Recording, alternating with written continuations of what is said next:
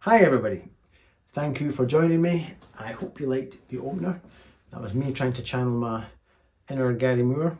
I failed miserably, but at least I put a bit of me into it. So I hope you liked it. We'll do a breakdown at the end. Some of you asked to see how I set up amps, and I've gotten into a bad habit of not showing you. So let's quickly cut to the equipment side of things for a wee second, right? First of all, here's how I have the amp most of the time. Well, we've got high input. I never muck around with channel select or dual tone. I'm always on the clean channel. I never push boost or tone. It's just clean channel. I'm very straightforward. Therefore, you're not looking at these, you're looking at these. And I don't have any of that on because whatever this amp can give me in terms of tremolo and reverb, I can do better with my pedal board. I like lots of presence. There's my master. And what I'm on, 15 watts. Interesting. And my pedal board, I'm going straight in there to the tuner. That's what I've been stepping on from time to time. That is on, has been on throughout the whole song you heard. And as I said, I don't use my amp reverb. I tend to use my Flint. That looks on, but it's not on, and my looper's not on, and that's that. And then on the guitar side of things, of course, I was using my number one, I would say, the guitar that started off my YouTube channel, my beloved Sunburst Les Paul 59 reissue. I'm very lucky, and I have two humbucker style Les Pauls, and this one's wonderful as well. I do think, however, I think these are 57 classics. I think one day I'm going to treat this to my favourite PAF style pickup, and it's the same ones that are in this. I love them. I don't know if it's the guitar that's doing it, or if it's the pickups, or if it's the combination of the pickups and the guitar, but these Righteous Sound RAF 2 pickups from Righteous Sound Pickups, they have a certain mid-range bark that I've loved them ever since they were in this guitar. I've never changed them. I just love them. So I think my 57 Classic equipped black Les Paul will really suit RAF 2s. Also, the pots in this guitar and in the black Gibson, I was playing the track at pretty much number 6 on the volume, or 6 or 7 say. So I'd play my thing, and then I would introduce up to number 10. I had the tone pot full up, because these guitars have not got treble bleeds. So starting off a song with the volume not at full, you'll lose some top, so therefore I had to wind up the top full on the pot. So that when I swelled up to full volume, I was arguably too much treble. But by this point, I'm balls to the wall, I don't care, I'm going for it. Same as on the Black Les Paul, great pots, where I think they're audio tapers. Not that much happens between 0 and 6, but when you get 7 to 10, there's a real disproportionate increase in volume, and I love that.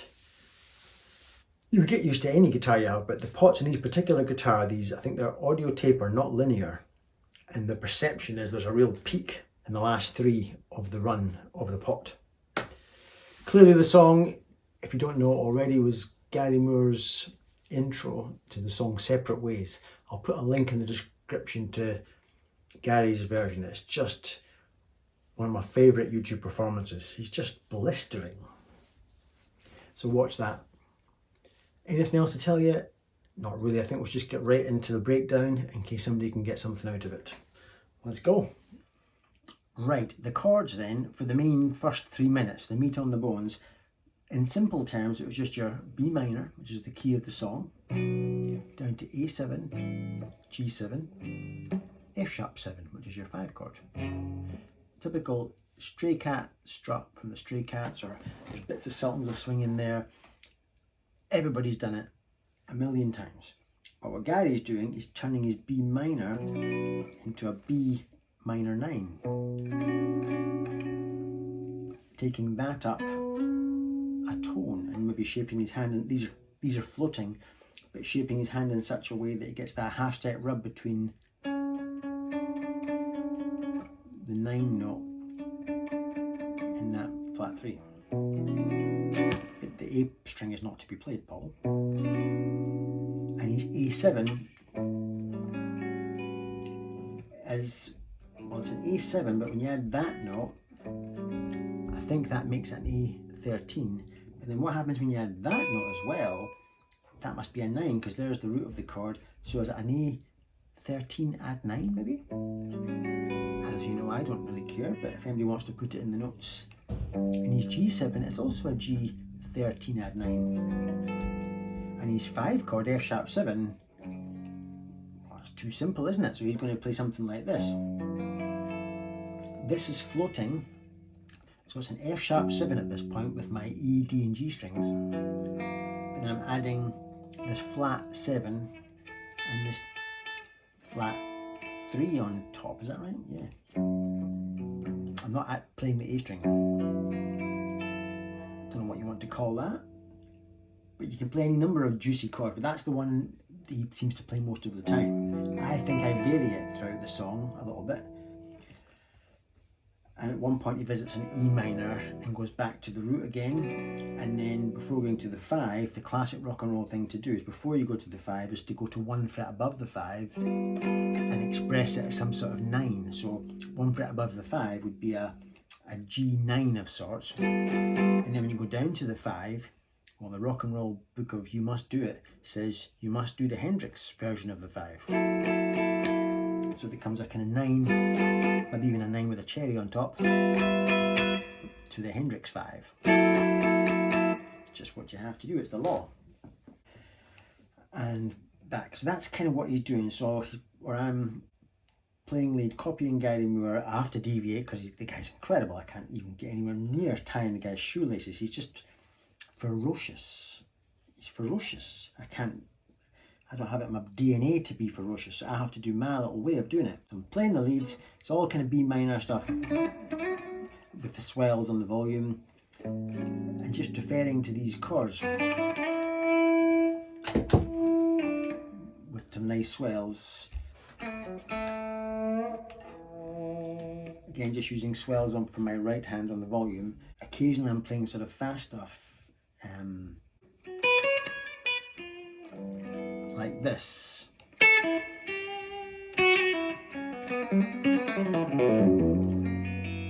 I say fast, I'm not really a fast player, so I have to find cheat codes, ways to play fast. So my little bit there was, I'll do it.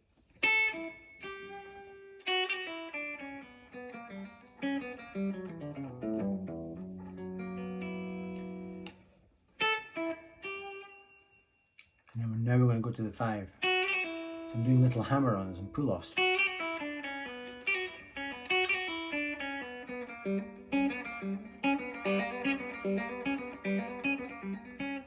Right.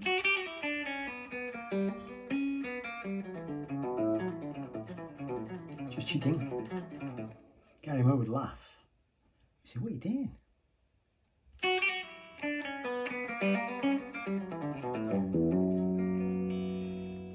And that's just the version of the 5 chord that I'm choosing to play at this moment. I'm going to call it a convertible 5 chord, and that's the 5 chord. But I've taken these 2 off, so I'm playing the bottom half of the 5 chord, but I've taken the roof off the top of the chord. So I've now got this open B string, so I get this lovely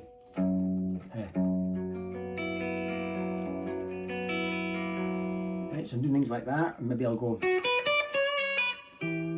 that's me copying Gary. All of that. There's when I said it was the law, before you go to the 5, to go 1 fret above the 5. So here I am 1 fret above the 5 playing a G9. But I've taken my pinky up and added some sort of cherry on top. There's the Hendrix 5.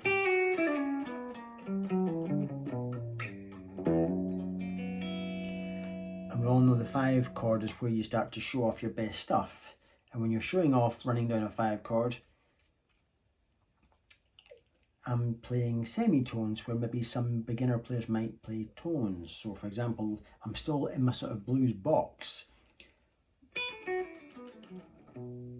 but because I'm playing it against a 5 chord, which is that, I'm going,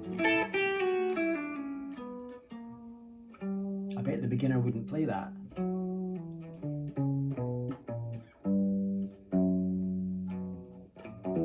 Right?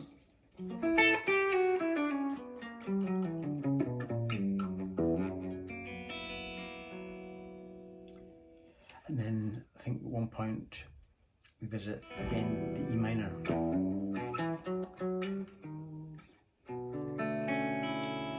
I think it's a D minor 9. It's a B minor 9. I think it's that note there that makes it the 9. But I've also got the open D string figuring in here.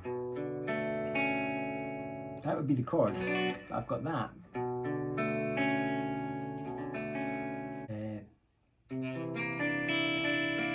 Back to the 5. And this time I'm playing my convertible one again. So I'm just mucking around with that, with these chords.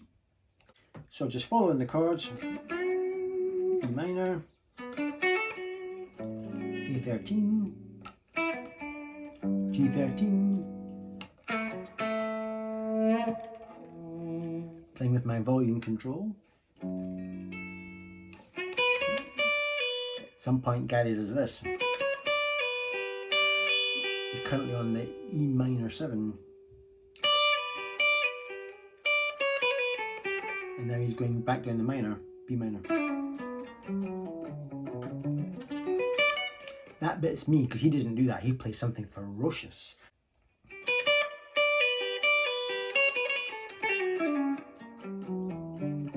And then I'm going to play that chord and connect it with that chord. It's the same chord to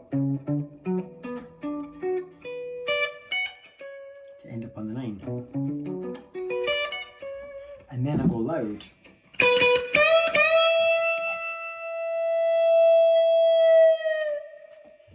Before you get excited, those who watch my channel a lot are probably thinking he's stepping on something there. He's stepping on the Freqout. Yes, it's a Digitech Freqout, which I've always had on my board. Anybody who's watched any videos on my pedal board will see it never moves. It's always there because it's become a kind of a skill to play that pedal. Anybody can make it sound bad. It takes a bit of skill to make it sound good. You have to do a lot of fiddling to get the knobs where you want them and know to step off the pedal before the synthetic nature of the feedback comes in. So it's really just taking my guitar's note, my decaying guitar note, giving it a boost and turning it into not quite endless sustain, but sustain that I could never achieve here in the house at conversation volume. So that's all I'm doing. And then crazy stuff or loud stuff.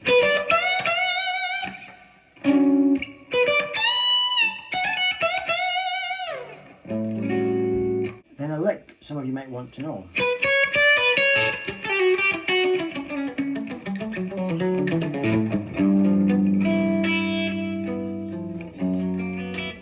All that is, played without the distortion and at a lower volume, it's just the B minor scale, played in sort of a pattern way. You can hear the pattern.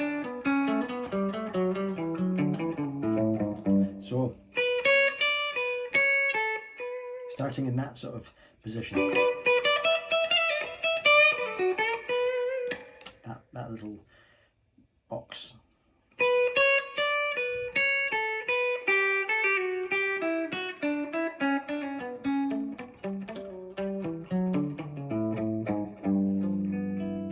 If that helps.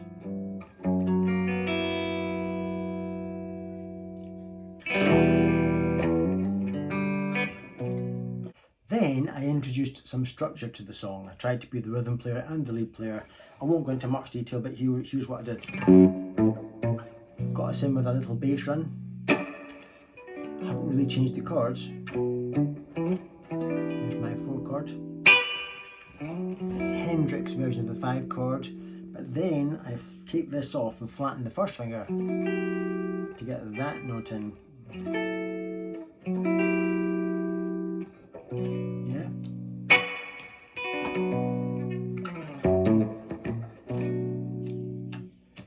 And then when I go to the 4 chord, I wanted to add some colours. Still on the 4 chord. Still on the 4 chord.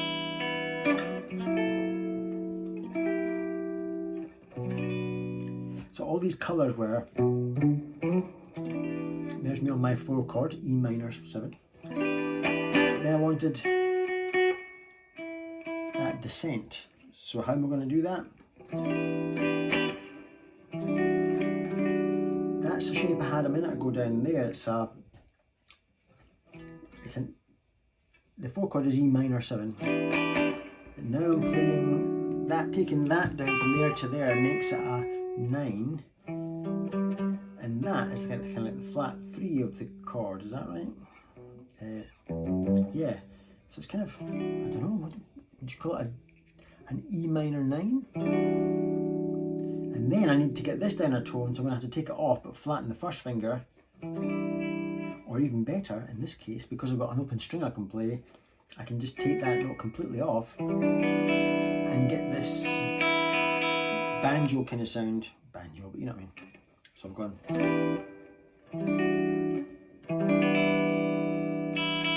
That's the note that I want to pop out, the thin E string. And then to my Hendrix, and my flattened Hendrix, or whatever. And so that's what I was doing. Hope that helps.